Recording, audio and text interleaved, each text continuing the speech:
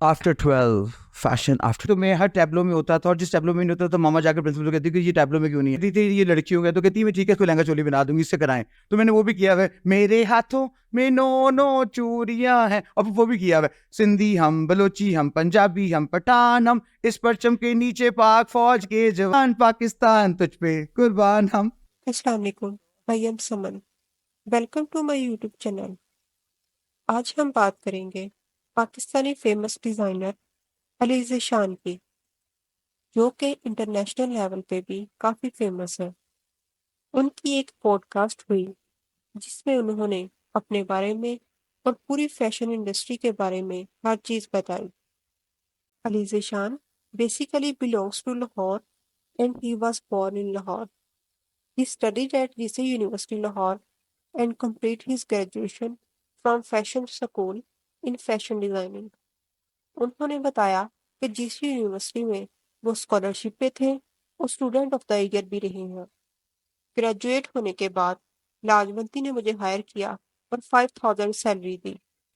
मैं किसी upper class से बिलोंग नहीं करता था।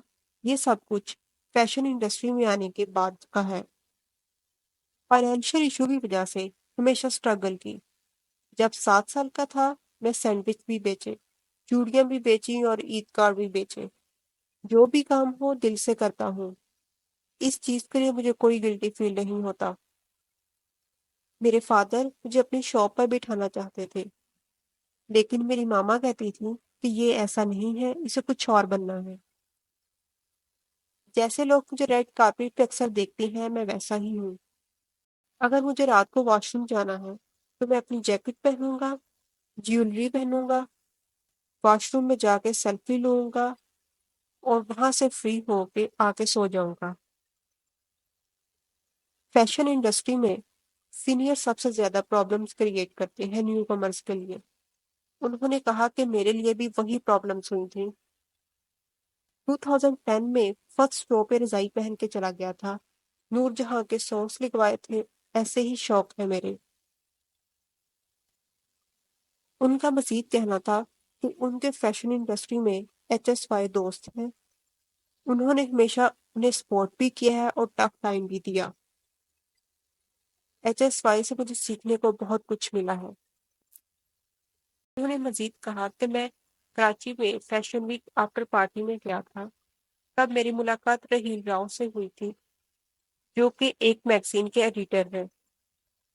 उन्होंने मुझे कहा कि मैंने देखे हैं तुम्हारे डिजाइन, ये सारे डस्टबिन में फेंकने वाले हैं। उस दिन मुझे बहुत इंसल्ट फील हुई। मैं गाड़ी में आके बहुत ज्यादा रोया था। उसके बाद भी कई बार रहील राव से मुलाकात हुई और उन्होंने ऐसा ही बिहेव किया। एक बार लाहौर में फैशन शो था और मेरा शो उस दिन काफी अच्छा रहा था। मैं उस दिन अपनी मामा को भी बहुत ज्यादा मिस कर रहा था। मैंने उनके लिए फ्रंट रो खाली छोड़ी थी। उनकी सीट खाली थी, वो हज पे गई हुई थी। उस दिन रहील राव ने मुझे ट्विटर के थ्रू बुरा भला कहा, बैड वर्ड यूज किए। उस रात पार्टी भी थी जिस दिन मेरा शो हुआ था। मैं रहील राव की वजह से बहुत गुस्से में था। रहील राव उस रात मेरे पास आए, मेरे शोल्डर पे हाथ रखा, कहते कौन सी माँ है जिसने ये ड्रामा पैदा किया। मैंने उनके मुंह पे थप्पड़ मार दिया। मेरे पास इसके अलावा कोई और चॉइस नहीं। उस दिन फैशन इंडस्ट्री ने ब्लैक डे मनाया। उन्होंने मजीद कहा कि मुझे ड्रग्स में मेरी मामा ने संभाला था। मैं लाहौर छोड़कर कराची चला गया।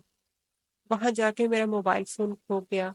हर चीज नए सिरे से स्टार्ट की, नया स्टाफ हायर किया और नए ही दोस्त बनाए। उनसे उनकी बीवी के बारे में पूछा गया।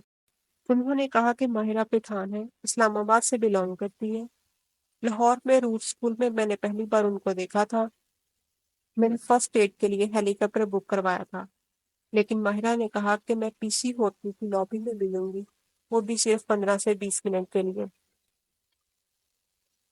उन्होंने कहा कि माहिरा ने मेरा उस दिन बहुत इंटरव्यू लिया था।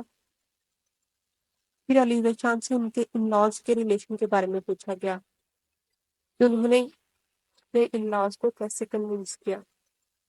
علی ذیشان کا کہنا تھا کہ وہ ان کے فادر ان لا کنونس نہیں ہوئے، وہ ان کی شادی میں بھی نہیں آئے اور ابھی تک ناراض ہے، حالانکہ اب تو 2 بچے ہو گئے ہیں لیکن وہ پھر بھی نہیں مان رہے۔